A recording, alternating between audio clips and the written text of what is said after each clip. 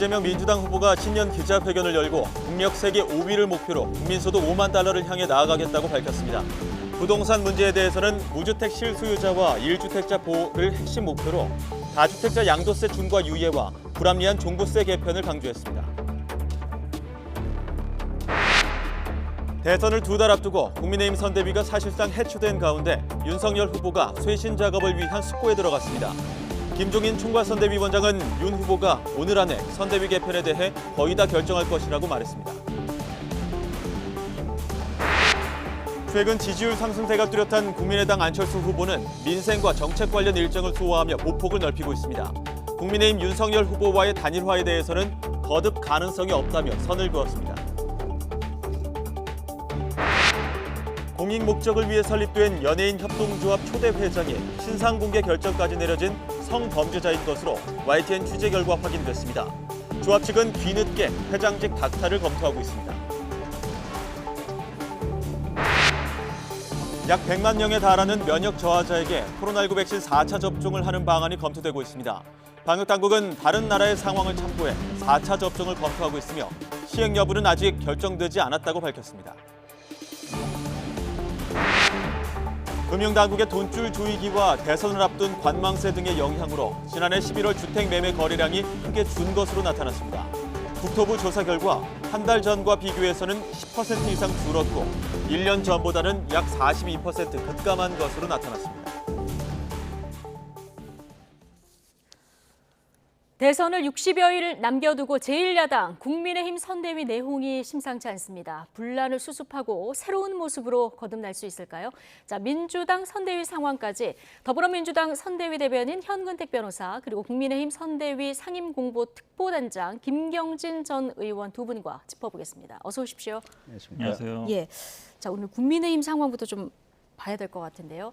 지금 갈등이 최고조에 이른 국민의힘 선대위 원점에서 세판짜기에 들어갔습니다. 어제 하루는 말 그대로 혼돈의 연속이었는데요.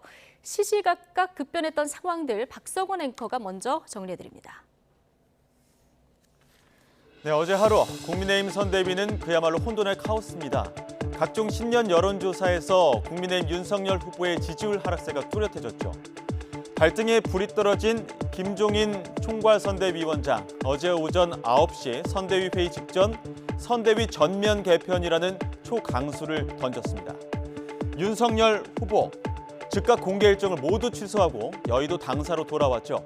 이후 상황이 더욱 정신없이 돌아갑니다. 먼저 여러 논란을 불렀던 신지혜 수석 부위원장이 합류 2주 만에 잦은 사퇴를 했고요. 긴급 의원총회가 소집됐습니다. 이 자리에서 김기현 원내대표, 김도읍 정책위 의장 등 4명의 공동선대위원장, 그리고 임태희 총괄상황본부장에다가 김한길 새시대 준비위원장까지 릴레이 사의 표명을 했습니다. 이뿐만이 아닙니다. 의원총회 직후 국민의힘 소속 의원 전원이 당직 사퇴를 선언했는데요. 선거를 2달여 앞두고 그야말로 선대위 해체를 감행한 겁니다. 그런데 이 과정에서 김종인 총괄선대위원장까지 사퇴하는지를 두고 혼선이 빚어지기도 했는데요. 사의를 표명한 것으로 공지했다가 결국 번복됐죠. 이를 두고 당내에서 각기 다른 정치적 해석이 나오기도 했습니다.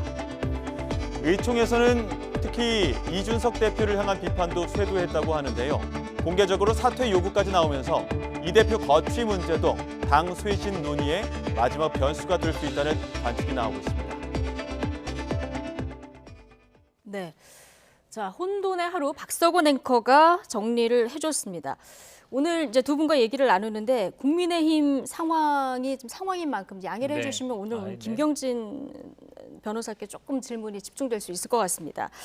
자, 릴레이 사의 표명이 있었고요. 이렇게 되면은 지금 후보하고 김종인 위원장 크게는 이 두 분이 남았다 이렇게 보면 됩니까?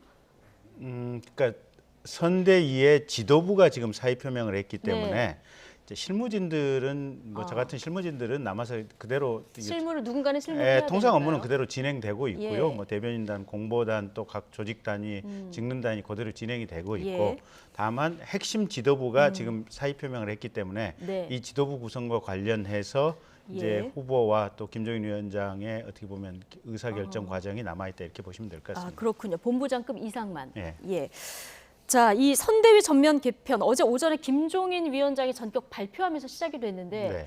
자, 윤석열 후보 패싱 논란이 이렇거든요. 이 전혀 그 발표할 때까지 교감이 없었던 겁니까? 그러니까 전혀는 아니고요. 전혀는 아니다. 예, 예. 그러니까 그 전날 저녁에 예. 총괄본부장이 이제 6분이 계시지 않습니까? 네. 근데 아마 본부장들 사이에 최근에 여러 가지 상황이 안 좋고 국민들의 정서와 괴리된 부분이 좀 있으니 예. 선대위 쇄신을 위해서는 총괄본부장들이 이 사직을 하고 뭔가 새로운 기풍을 좀 넣어야 되는 것이 아니냐 이런 의견들이 아마 물밑에서 돌았던 것 같고요. 예. 그런 상황의 일정 부분이 아마 후보에게도 교감이 됐던 걸로 보고가 됐던 걸로. 상황은 교감이 됐었다 전날. 예. 그리고 신재 새시대준비위원회 수석 부위원장 같은 경우도 아마 이렇게 사의를 표명할지도 모르겠다 예. 이런 가능성이 아마 후보에게 보고가 됐었다는 것 같고요. 예. 근데 이제 총괄 공동선대위원장 또 상임선대위원장 김병준 위원장님 포함한 이런 분들까지 전부 릴레이로 사의 표명할 것인지에 대해서는 후보가 예상을 못했던 것 같고, 예. 근데 김정인 위원장께서 어제 오전에 그 말씀을 하시면서 결국은 선대위 핵심을 이루고 있는 지도부들이 릴레이 사의 표명을 했고 네. 그 부분에서는 후보가 정확히 이 예상을 못하셨던 것 같아요 보면. 아, 그러니까 전체적인 어떤 상황에 대해서는 파악을 하고 있었는데 이게 어제 이렇게 던져질 줄은 몰랐다. 이렇게 보면 시점하고 네. 그다음에 이렇게까지 크게 갈 거라고는 폭의. 생각을 못했던 것 같아요. 예. 어제 그 의원총회 이후에 나왔던 속보들이 굉장히 혼란스러웠던 저녁이었었는데 김종인 총괄선대위원장을 포함해서 전원이 사의를 표명했다. 이렇게 처음에 전해졌다가 이게 아니다 이렇게 전해지면서 이제 해프닝이 좀 있었거든요. 네, 이건 네. 어떻게 된 일입니까? 그거는 아마 이양수 수석 대변인이 해명을 공지한 걸로 알려져 있는데요. 예. 그러니까 이제 대변인실에서 기자들에게 공지를 하는데 예. 대변인실 그다음에 공보단 이제 저 같은 공보특보단은 지금 캠프가 있는 대합빌딩 9층에 지금 위치를 하고 있고요. 김종인 위원장님하고 그다음에 임태희 실장 이런 분들도 후보 사무실은 당사 6층에 지금 사무실이 있거든요. 예. 근데 아마 수석 대변인께서 김종인 총괄 상임위원장께 이제 확인을 하려고 했었는데 연락이 잘 안 돼서 예. 아마 그 김종인 위원장이 바로 옆방에 계시는 임태희 실장께 확인을 구했던 것 같아요. 예. 근데 임태희 실장께서 이게 지금 전체적으로 후보에게 다 사표를 내고 사직 의사를 표명하면서 예. 후보의 재신임을 묻고 여기서 새로운 쇄신을 구하는 거니까 당연히 김종인 총괄 선대위원 총괄 상임 선대위원장도 사직 의사를 표명한 것이 아니겠느냐 이런 답을 듣고 아마 기자들에게 공지를 했었는데 예. 나중에 그 부분이 아마 임태희 실장이 조금 잘못 파악이 돼서 중간에 전달된 부분이어서 급박한 와중에 그러니까 의사를 조금 잘못 파악한 예, 그래서 이것이 전해진 것이다. 네, 그래서 수정 공지가 나간 걸로 그렇게 알고 있습니다. 알겠습니다. 자, 선거 60여일 남았는데요. 김종인 위원장이 그야말로 이제 후보도 정확히 그 시점까지 알지 못한 시점에서 극약 처방을 내린 이런 상황 아니겠습니까? 네네. 어떻게 보십니까? 좀 이해가 안 가죠. 이런 상황이 사실은 예전에 본 적이 없잖아요. 그러니까 김종인 총괄선대위원장이 어제만 해도 뭐 의총에서도 본인이 마치 다 이제 개혁을 주도할 것처럼 이렇게 했었잖아요. 쇄신하겠다. 네. 근데 그거조차도 며칠 전하고 완전히 바뀐 거잖아요. 쇄신 안 한다 이랬거든요. 네. 이준석 전면 대표는 계속 개편이 좀 쇄신을 불가능하다. 예. 그렇죠. 그러니까 이준석 대표는 계속 쇄신해야 된다 그랬고, 근데 윤석열 후보는 뭐 그건 악의적인 공격이다 그러면서 그다음에 김종인 총괄도 약간 지금 만약에 이걸 쇄신하면 선거 못 한다 이런 입장이었거든요. 갑자기 바꾼 것도 좀 이상하고 물론 뭐 지지율 영향 미쳤겠죠. 근데 어제 의총만 하더라도 김종인 총괄 선대위원장이 마치 정권을 갖고 이거를 다 개혁할 것처럼 했는데 지금 뭐 말씀은 뭐 들어보면 이해는 갑니다만 사퇴한다고 얘기가 나왔단 말이에요. 다시 예. 뒤집었고 이게 굉장히 이제 내부에 혼란스럽다. 사실은 다른 분은 모르겠지만 김종인 총괄 선대위원장이 사퇴하냐 마냐는 굉장히 중요한 문제잖아요. 예. 왜냐하면 이게 모셔올 때도 굉장히 어렵게 모셔왔기 때문에 그걸 단순히 의사소통만의 착오라고 할 수 있겠느냐. 뭐 내부에서 굉장히 어떤 심각한 다른 문제가 있지 않은가. 많은 국민들이 아마 궁금해할 것 같습니다. 지금 근데 전해진 이제 거 뭐 굳이 네. 뭐 이런 걸 상세하게 해명하는 것도 우스운데 이제 예. 두 건물이 따로 떨어져 있고 김종인 위원장님 바로 옆방이 임태희 실장 방이에요. 예. 그리고 김종인 위원장님의 복심이 사실은 임태희 실장님이시거든요. 예. 그러다 보니까 이런 상황이 생겼던 것 같아요. 아, 그렇군요. 복심인데 김종인 위원장에게 이제 불리한 말을 일부러 흘렸을 리는 없을 테고 그냥 해프닝이다. 그러니까 전체적인 맥락 예. 속에서 보면 대부분의 상임 또는 공동선대위원장이 사표를 내는데 예. 김종인 위원장님만 거기에 빠지는 것도 사실은 또 생각해보면 모양이 이상하잖아요. 예. 보면. 그래서 네. 아마 임태희 실장께서는 당연히 같이 들어가실 것이다 이렇게 생각을 추정을 한 것 하고 같다. 얘기를 하셨던 것 같아요. 알겠습니다. 어쨌든 지금 원점에서 새 판을 짜야 되는 이런 상황인데 자 지금부터 그러면 선대위 개편 작업은 누가 주도할까? 자 관심이죠. 관련한 김종인 위원장 발언 듣고 오시겠습니다.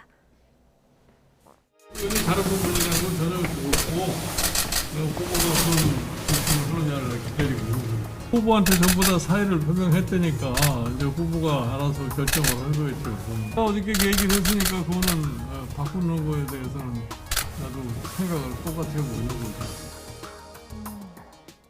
네.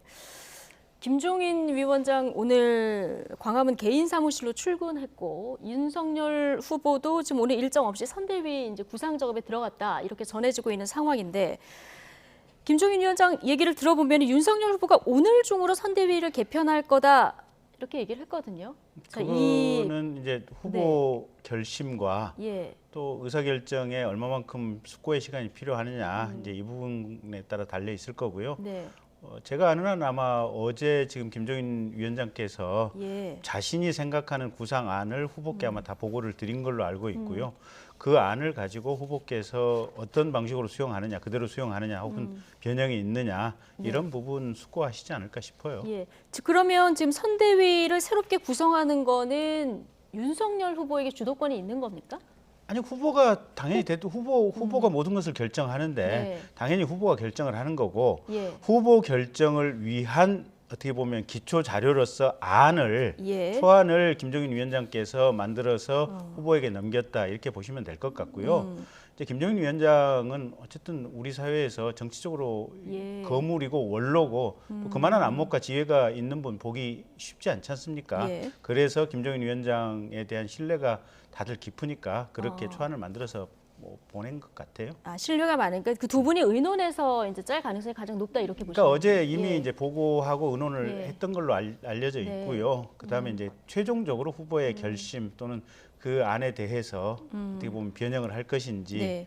예, 뭐 그런 과정 중에 있지 않나 싶습니다. 최종적으로 이제 후보의 결심만 남았다 분석을 해주셨는데 어떻게 세 판이 짜질 것 같습니까? 근데 지금 상황을 보면 이제 김종인 총괄선대위원장은 뭐 직접 관여를 안 하는 상황으로 보이잖아요. 지금 언론 보도는 저희도 알 길은 없습니다. 근데 언론 보도에 의하면 김종인 뭐 배제설도 나오고 있거든요. 한마디로 얘기하면 어제 상황을 약간 화를 냈다. 쿠데타 아니냐. 사전에 동의 안 하고 그다음에 이제 뭐 연기만 해달라. 이게 말이 되느냐. 이 일부 부분- 언론 보도죠. 그렇죠. 예. 일부 언론 보도에 지금 나오는 보도에 의하면 약간 김종인 총괄선대위원장도 좀 어차피 이준석 약간 편을 드는 거 아니냐. 한마디 얘기하면 이제 이준석을 배제시켜야 된다는 여론이 굉장히 강한 것 같은데 어떻게 후보랑은 상의 안 하고 이준석 대표랑은 상의할 수 있느냐. 이제 이런 보도도 있는 거거든요. 예. 그러면 아마 당연히 선거에서 주도권 후보가 같습니다. 후보가 예. 최종적으로 결정하는 거예요. 그러면 김종인 총괄선대위원장이 이 쇄신 작업을 주도하지 못할 가능성이 있는 게 아닌가. 왜냐하면 예. 어제 의총하고 오늘 발언하고 완전 다르잖아요. 어제 예. 의총은 본인이 이 쇄신 작업을 주도할 것처럼 얘기하는데 지금 얘기하는 거 보면 후보가 결정할 거다. 나는 뭐 결정에 따르겠다는 취지여서 오히려 뭐 사표를 내서 재심을 받는 형태 처음에 나왔던 예. 보도가 맞는 게 아닌가 이런 생각도 좀 들고 있습니다. 예. 자, 지금 말씀하셨으니까 오늘 한 보도가 이제 윤석열 후보가 김종인 위원장 행보가 이제 쿠데타다 하면서 화를 냈다. 이런 발언을 한 언론 보도가 나왔거든요. 오늘 이준석 대표가 뭐 상황 봐야 되겠지만 놀라운 발언이다. 이거는 뭐 이런 인식이 있다는 거는 동의하기 어렵다. 이렇게까지 얘기했는데 이 진위 어떻게 파악하고 계십니까? 저는 모르겠어요. 이건 전혀 모르십니까? 예, 예. 모르겠는데 네. 어쨌든 지금 김종인 위원장께서 계속해서 반복적으로 해온 얘기가 후보의 동선, 메시지, 그다음에 일정 관리가 네. 굉장히 효율적이면서도 유기적이고 명확하게 이렇게 이루어질 수 있는 선대위의 의사결정 체계가 필요하다. 예. 그래서 그 부분을 자신이 비서실장이 돼서라도 직접 하겠다. 네. 지금 이렇게 그렇죠. 이제 얘기를 하신 부분이고요. 아마 김종인 위원장께서 이 새로운 안을 짠 것도 아마 그런 부분을 그런 목적을 염두에 두고 아마 새로운 선대위 구성안을 짜셨을 것으로 생각이 되는데 저는 그 언론 보도의 진위, 그러니까 김종인 비대위원장의 배제 여부에 대한 그 언론 보도의 진위는 전혀 알 길이 없고 사실 아는 네. 전혀 없는데 어쨌든 김종인 위원장께서 말씀하신 그 방향과 맥락은 100% 맞는 예. 얘기예요 보면. 근데 실제 그러면 그 담당할 분이 김종인 위원장일지 혹은 다른 분이 될지 예. 그런 부분은 혹여 뭐 후보가 다른 생각을 하실 수도 있죠. 근데 네. 어쨌든 제 생각에는 그럴 가능성은 매우 적지 않나라는 것이 제 개인적인 지금 추정이긴 한데 모르겠어요. 보도가 예, 어떤 알겠습니다. 과정을 통해서 나왔는지. 어쨌든 이 보도는 또 전원이기 때문에 네. 이건 좀 확인할 방법이 없는 이런 상황이고요. 자, 이준석 대표 거취도 지금 관심인데 어제 의총에서 그 대표를 향한 비판 목소리도 좀 있었던 것으로 네. 알려지고 있고 이준석 대표는 나는 사퇴는 안 한다. 여기까지 입장을 밝힌 상황이고 아마 오늘 오후에 입장이 나올지를 주목해서 봐야 되는데 어쨌든 어제 현역 의원 전원이 지금 당직을 던진 이런 상황 아니겠습니까? 네. 이거는 이준석 대표에 대해 좀 압박이다 이런 측면이 있을까요? 제 개인적인 평가로서는 저도 그렇게 생각을 하고 있고요. 어쨌든 오늘 이제 보도를 보니까 그 김용호 전 국회의장께서 아마 이준석 대표에 대해서 여러 가지 쓴소리를 많이 하셨더라고요. 예. 보도에도 올라와 있고. 그래서 이게 선거라고 하는 것은 상대방하고 격렬한 어떻게 보면 이게 대결의 구도인데 상대방이 치는 공에 대해서는 블락킹을 안 하면 블락킹조차도 할 생각도 안 하면서 자기 쪽으로 공을 계속 때려대고 있지 않느냐 이런 강한 비판이시더라고요. 근데 예. 어쨌든 그런 생각들이 지금 정권 교체를 바라는 국민들이나 또 당 내부에서 많이 있다 이런 부분은 명확관화한 것 같습니다. 예. 어제 이준석 대표가 뭐 이거 진심으로 한 얘기는 진담으로 한 얘기는 아니시겠지만 조수진 최고위원 자리에 안철수 후보 임명할 수도 있다 이런 돌출 발언을 하지 않았습니까?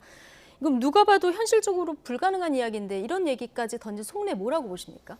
일단 뭐 현실성은 없을 것 같고요. 네. 한마디로 얘기하면 어제 이제 원내대표랑 뭐 정책위 의장들이 사임을 예. 했잖아요. 그게 아마 본인에 대한 사퇴 압박일 것이다. 왜 그러냐면 선대위직 사임하는 거는 이해가 가죠. 왜냐하면 선대위 문제니까. 근데 당직을 내려놓는 거는 지금 직접 관계는 없거든요. 그러다 보니까 당연히 이 질문이 나왔을 때 과거의 예를 보면 지금 집단 취재가 아니기 때문에 최고위원 사임한다고 해서 당대표가 사임하는 건 아닙니다. 규정상은. 당헌 당규상. 그런데도 만약에 최고위원들이 사퇴하게 되면 어찌 보면 현실적인 압박을 받거든요. 그러면 이제 지난번에 뭐 손학규 전 대표 얘기 때처럼 다시 임명하면 된다. 이제 그 얘기이기 때문에 한마디로 얘기하면 나는 대표 물러날 생각이 없다. 그러면서 어찌 보면 이제 뭐 윤석열 측근으로 얘기했던 권선동 사무총장이 왜 안 물러나느냐 이게 묻는 거잖아요. 그러니까 제가 보기에는 권선동 사무총장이 물러난다 해도 본인은 물러날 생각이 없고 최고위원들이 만약에 사임하면 나는 재임명을 하겠다. 물론 그 임명 절차도 보니까 간단치는 않은 것 같아요. 전국위를 거쳐야 된다든지 그 자세히 모르겠습니다만 쉽지는 않은 것 같은데 어쨌든 나는 물러날 생각이 없다. 그러니까 안철수 대표 얘기한 거는 아마 지난번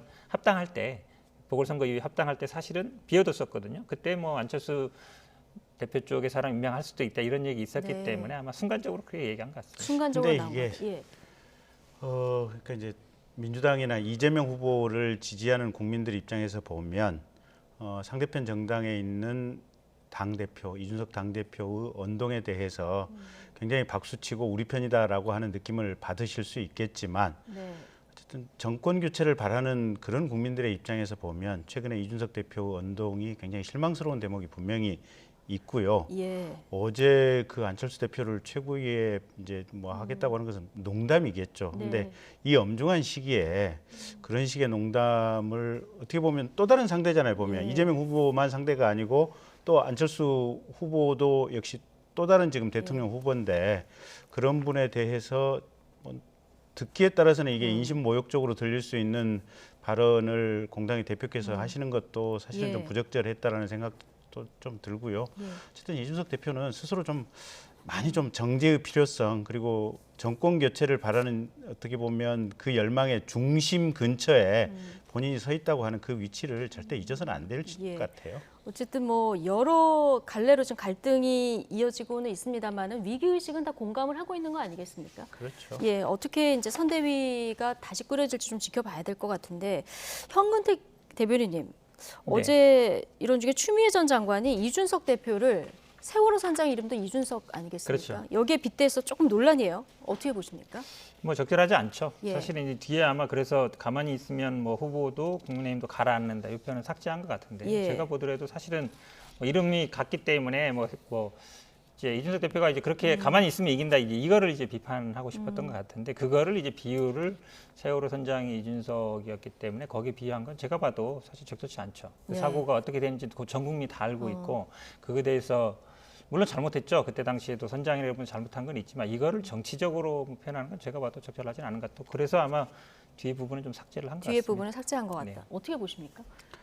이제 지도자 내지는 지도자급 정치인들 같은 경우는 특히 말을 해야 될 때 또 말을 참아야 될 때를 명확하게 좀 구별을 하셔야 되는데 네. 추미애 대표 같은 경우는 저 순간에 일단 그 구별이 조금 덜 되신 것이 아닌가라는 생각이 되고요.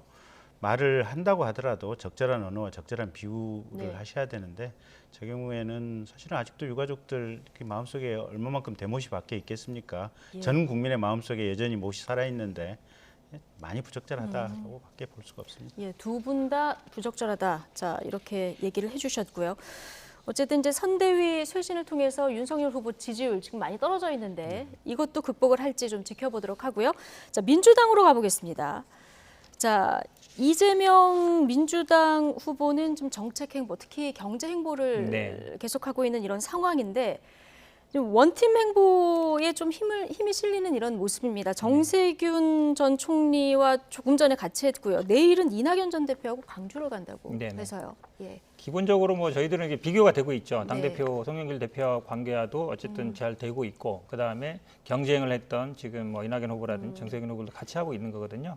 한마디로 얘기하면 저희들이 자력으로 어쨌든 상대방이 못해서 저희들이 약간 지지로 오른 것도 있지만 여론조사에 따라 다르긴 합니다만 이제 어쨌든 30대 중반의 박스권은 좀 벗어난 것 같긴 한데 네. 그렇다고 해서 40%를 훌쩍 뛰어넘는 그런 이제 여론조사 결과가 전부 나오는 건 아니거든요. 근데 사실은 네거티브로 상대방이 실수하는 걸로 저희들이 득점하는 건 다른 차원이기 때문에 예. 어쨌든 대선이라는 거는 미래의 비전을 제시해야 되는 것이고 그러면 국민들한테 그 미래 비전을 제시해야 되는데 가장 큰 문제는 코로나 어쨌든 민생 문제, 경제 문제지 않겠습니까? 그렇게 본다 그러면 경제를 살리는 아니면 성장 정책 지금 계속 얘기하고 있어서 거의 포커스를 맞추고 있다. 결국은 아마 뭐 상대방 진영이 뭐 단일화를 하든 어떻게 하든 예. 독자적으로 저희들이 50% 이상 득점하려면 40%에서 45% 일단 1차적 45%, 그렇죠. 예. 45%가 일차적인 목표라 볼 수 있는데 지금 지지율 상승은 반사이익 측면이 있기 때문에 반사이익 측면도 예. 있고 저희들이 좀 오히려 가져간 부분도 있습니다. 그렇지만 그래도 이제 상대방의 실수만 가지고서 저희들이 이제 그 이상 가져갈 수는 없기 예. 때문에 뭐 다자 대결이 되든 양자 대결이 되든 저희들은 저희들이 할 일을 하겠다. 네. 그런 입장을 갖고 예. 있습니다. 자, 이런 상황에서 이낙연 전 대표와의 광주 동행은 좀 의미가 커 보이긴 하는데 어제 당원 게시판이 한 달 만에 다시 열리지 않았습니까? 네네. 실명으로 열렸는데 여기에서 이제 뭐 후보 교체 이야기도 등장하고 좀 시끌시끌했다고 합니다. 우리 뭐 당원 게시판이 뭐 아시겠지만 예전에 비실명이었고요. 그 예. 당시에는 또 경선 과정에는 정말 뭐 험한 얘기 많이 오갑니다. 근데 이제 실명하면서 가운데 글자만 이렇게 익명으로 한 거라서 완전 실명은 아닌데 네. 물론 여기에 뭐 모든 당원들이 다 활동하는 건 아니고요. 대부분이 아마 또 뭐 이재명 후보를 반대했던 분들이 많이 나와 있긴 하지만 그것도 저는 뭐 민주주의이기 때문에 네. 받을 수는 있다. 근데 저희들은 아마 지금 국민의힘과는 좀 다른 상황이다 봅니다. 당에서 예를 들어서 이낙연 후보, 홍준표 후보와 확실히 다른 입장이거든요. 직접 도와주기도 하고 예. 지금 이제 광주에서 같이 한다 그러면 아마 호남에 지금에서 이낙연 후보를 지지했던 분들도 이재명 후보를 지지할 걸로 보고 있어서 물론 뭐 그런 목소리는 있습니다만 이낙연 후보도 같이 도와주고 있고 정세균 후보도 같이 하고 있기 때문에 그런 움직이는 뭐 큰 흐름이 될 걸로 보고 있지는 않습니다. 예.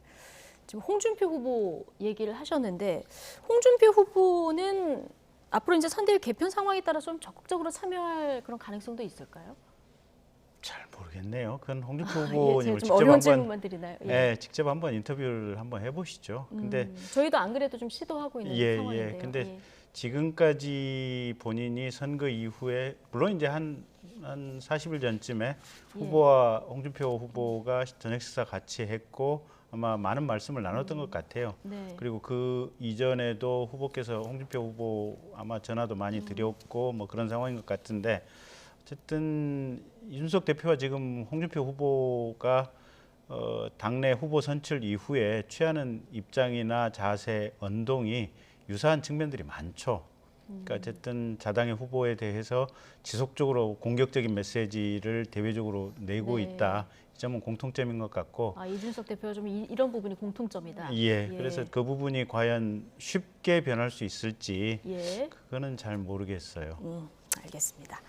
자, 민주당 얘기하고 있었으니까요. 이재명 후보 오늘 신년 기자회견도 가졌는데요. 네, 이재명 후보 최근에 이제 전국민 재난지원금 얘기를 다시 꺼내들었고요. 이거를 오늘 얘기 들어보니까 소비 쿠폰으로 지원을 하게 되면은 전 국민도 지원을 하게 되고 소상공인도 지원을 하게 되는 이게 일석이조다 이런 취지의 이제 얘기를 한 이런 상황인데. 이제 예산 관련해서 이미 이제 새해 예산이 편성된 게 있지 않습니까? 조금 전에 저희 일부에서 박수현 청와대 국민소통수석 모시고 얘기를 들어봤는데 일단 1월에 피해 이제 보상 소상공인 피해 보상한 것은 607조 올해 예산이 있기 때문에 여기서부터 이제 쓰면 된다 이런 얘기를 들을 수 있었거든요. 어떻게 보십니까? 그것과 부족하다는 거죠. 부족하다? 네, 지금 말씀하시는 이제 이재명 후보의 얘기도 대부분 이제 소상공인 지원에 대한 얘기입니다. 50조 얘기도 왜 그러냐면 이제 윤석열 후보가 50조 얘기를 했었고 뭐 김종인 총괄 이제 100조까지 얘기했었는데 이재명 후보는 그럼 지금 하자. 왜 하필이면 선거 끝나고 해야 되느냐. 소상공인 지금 급하다. 왜냐면 근데 지금 일단 예산에서 먼저 이제 잡혀 있는 부분부터 먼저 그 갖고는 부족하다는 거죠.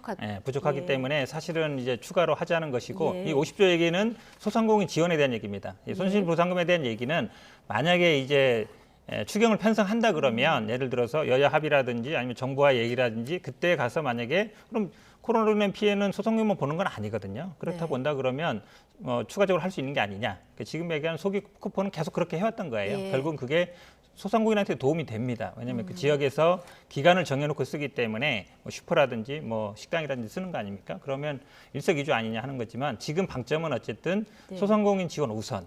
그다음에 여야 합의라든지 좀 여력이 된다 그러면 전국민 재난지원금 이 방향으로 지금 말씀하는 것 같습니다. 네, 임경진 특보님, 이재명 후보가 야권이 혹시 여당의 표가 되지 않을까 걱정을 해서 못하게 막으려는 마음이 있는 것 같다. 이 얘기를 조금 듣고 왔거든요. 후보께서 저런 식으로 얘기하시면 안 되죠. 그러니까 이렇게 얘기하면 안 된다.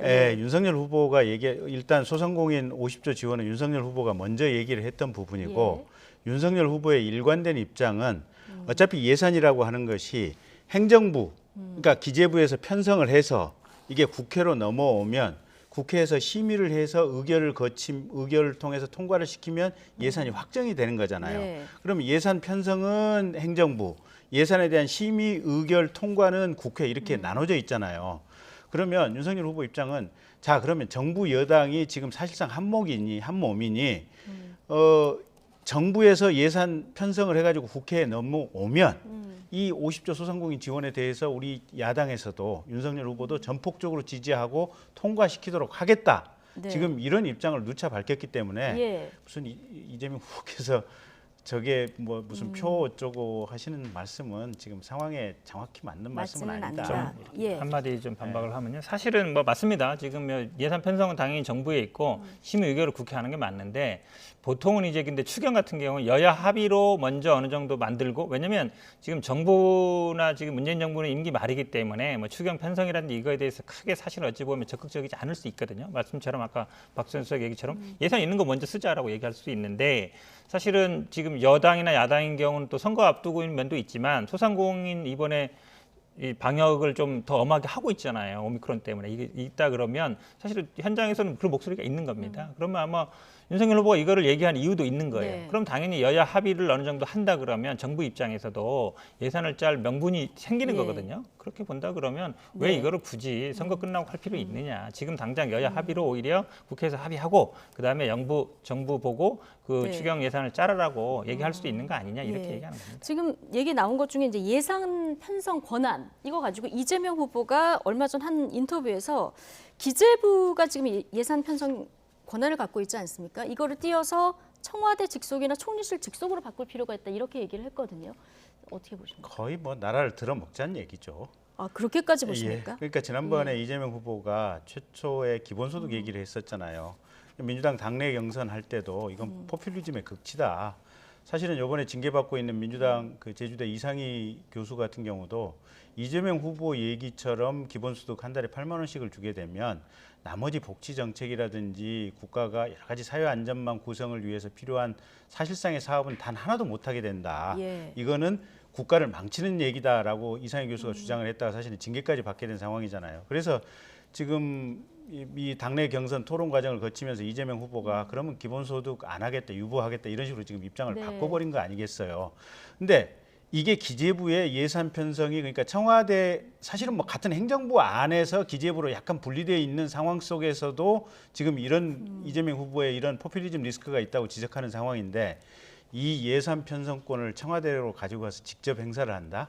그럼 대한민국이 제가 볼 때는 베네수엘라 되는 것은 뭐 그냥 순식간의 일이라고 생각이 되고요. 예. 미국 같은 나라는 예산 편성권조차도 예. 사실은 의회에 있습니다. 의회에 있다. 예, 예. 그래서 이재명 후보의 저 말씀은 예. 지금 뭐 헌법 원리라든지 이런 부분과 관련해서도 너무 지나치게 과한 말씀이다. 네, 오늘 이렇게 김경진 특보께서 좀 강하게 비판을 해주셨는데 의회에 그 예산 편성 권한이 있다는 얘기 지금 해주셨는데 이거 심상정 후보도 얘기를 했거든요. 그렇죠. 그러니까 결국은 뭐 이거는 뭐 제도적인 문제이기 때문에 뭐 헌법 위반까지는 문제는 아니고요. 네. 왜냐하면 법으로 정할 수 있는 문제입니다. 예. 근데 이제 예전에 우리 기획하시면 있겠지만 예전에는 기획예산처에서 예산을 짜고 재정부에서 집행하고 이랬었거든요. 근데 이제 하나로 모아놨거든요. 그러다 보니까 이제 기획예산처가 기획재정부가 굉장히 힘이 세진 부처가 된 게 아니냐 싶기.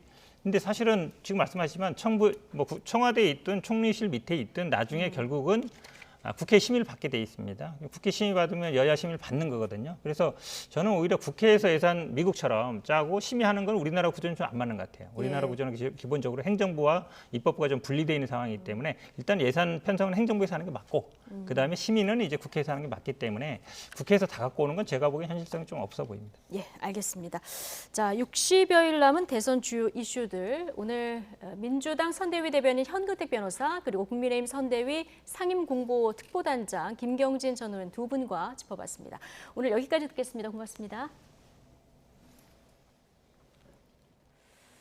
네, 노동시민사회단체로 구성된 불평등 끝장 2022 대선 유권자 네트워크가 오늘 기자회견을 열고 여야 대선 후보에게 감세 경쟁과 토론 거부를 멈추고 코로나 위기 극복, 불평등 해결 등 미래를 위한 정책으로 경쟁할 것을 요구했습니다. 자, 잠시 영상으로 보시겠습니다. 한국 사회는 어떻습니까? 기자회견을 하는 거 아니었냐고.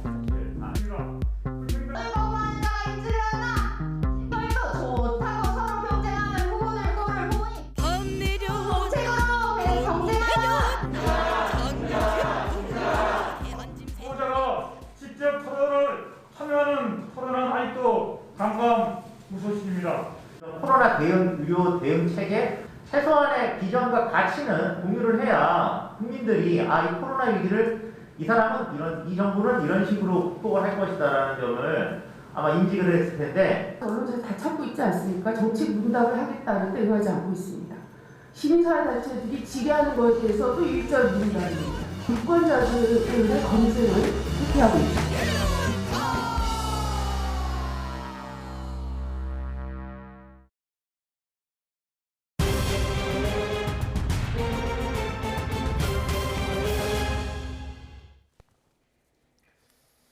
오늘 0시 기준 코로나19 신규 환자는 전날보다 105명 줄어든 3,024명을 기록했습니다. 일주일 전과 비교하면 840명 감소해 확산세가 둔화한 것으로 해석됩니다. 전날까지 14일 연속 1,000명대를 유지하던 위중증 환자는 하루 새 42명 줄어 973명이 됐습니다. 숨진 환자는 51명 늘어나 누적 5,781명입니다. 정부가 면역 저하자에 대해 코로나19 백신 4차 접종을 하는 방안을 검토하고 있습니다. 박향 보건복지부 중앙사고수습본부 방역총괄반장은 오늘 브리핑에서 질병관리청이 다른 나라의 4차 접종률 추이 등을 검토하고 있다고 밝혔습니다.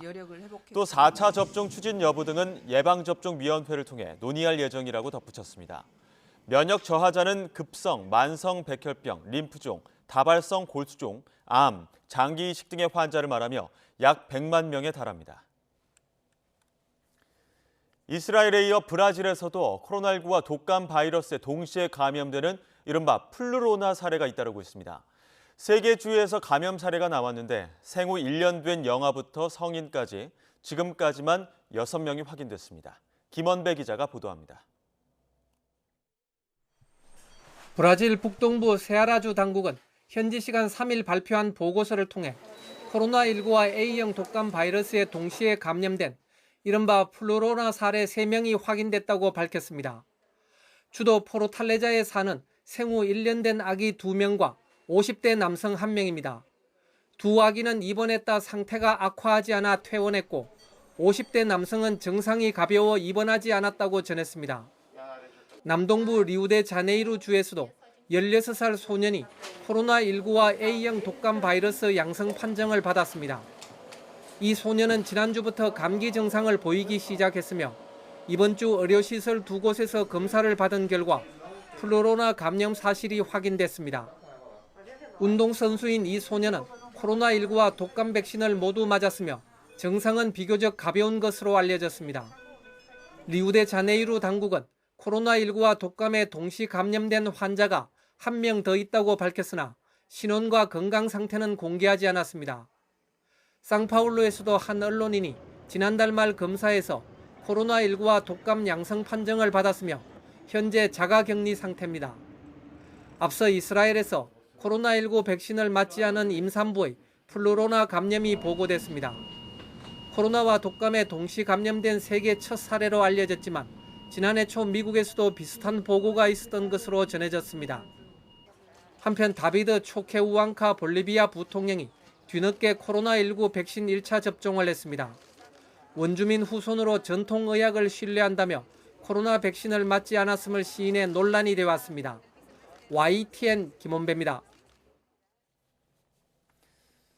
통일부는 탈북 1년 만에 또다시 동부전선 최전방 철책을 넘어 월북한 탈북민이 국내 정착 과정에서 생계, 취업 등 전반적인 정책 지원을 정상적으로 받아왔다고 밝혔습니다. 통일부 당국자는 이번에 월북한 것으로 추정하는 탈북민은 북한 이탈 주민법에 따라 신변 보호와 주거, 의료, 생계, 취업 등에 대한 전반적인 지원이 이루어졌었다고 설명했습니다. 그러면서 일반적인 탈북민의 재입국은 재북 가족에 대한 그리움과 정착 과정에서 겪는 심리 경제적 어려움 등 여러 요소가 복합적으로 작용해 발생한다면서 정착 지원 제도에서 부족한 부분을 점검하고 개선 노력을 계속하고 있다고 강조했습니다. 경기도 고양에서 인천까지 택시를 탄 뒤 요금을 내지 않고 도주한 중학생 2명이 경찰에 붙잡혔습니다. 인천 삼산경찰서는 10대 남학생 2명을 사기 등 혐의로 붙잡아 조사하고 있습니다. 이들은 지난달 27일 아침 7시쯤 인천 부평구 모텔 앞에서 택시 요금을 내지 않고 도망간 혐의를 받습니다. 경찰은 먼저 피의자 1명을 불러 조사했으며 조만간 다른 피의자도 불러 범행 동기 등을 조사할 계획입니다. 방송 출연으로 대중에게 알려진 유명 셰프가 지난해 5월 음주운전으로 적발돼 벌금형을 받은 사실이 뒤늦게 알려졌습니다. 서울중앙지방법원은 지난해 7월 음주운전 혐의로 약식 기소된 셰프 정모 씨에 대해 벌금 1,500만 원의 약식 명령을 내렸습니다. 정 씨는 지난해 5월 9일 새벽 0시 20분쯤 서울 중구에서 음주운전을 하다가 경찰에 적발됐고 당시 혈중 알코올 농도는 0.167%로 면허 취소 기준을 넘은 것으로 조사됐습니다.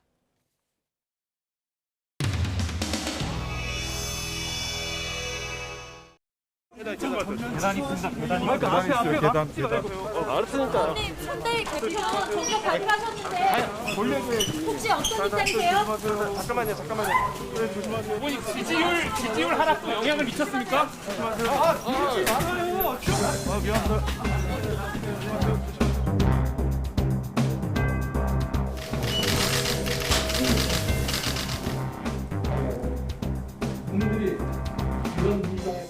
위원장님, 후보한테 선대위 개편을 사전에 동의를 구하지 않았다는 얘기도 있는데요. 내가 동의를 구할 필요가 없어. 내가 뭐 판단하는 기준에 의해서 내가 얘기를 하는 거지. 그럼 또 후보 패싱 얘기가 나오지 않겠습니까? 후보 패싱은 무슨 패싱에 다 알게 되는데.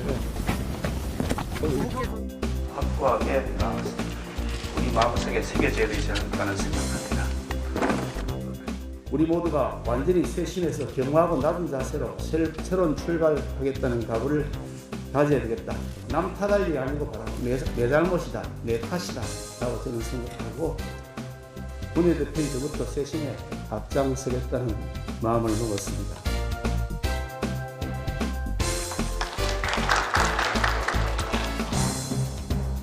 후보가 선대위에서 해주는 대로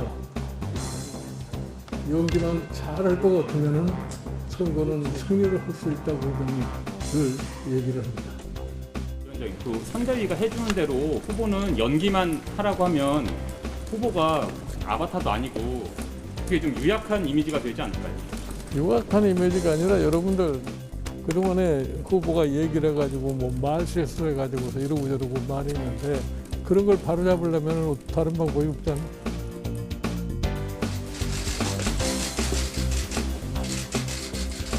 아니 아까 저 들어올 때 뭐 우리 경호하시는 분들하고 좀 부딪혀서 뭐 넘어지고 했다는데 괜찮으신가 모르겠네. 네? 괜찮아요? 그 YTN 네. 아, 괜찮습니까? 내가 대신 사과할게요. 자, 미안합니다.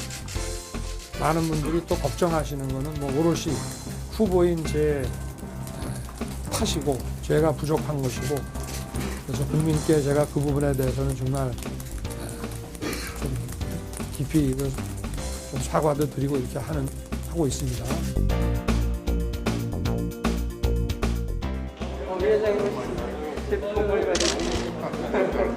새해 복 많이 받으십시오.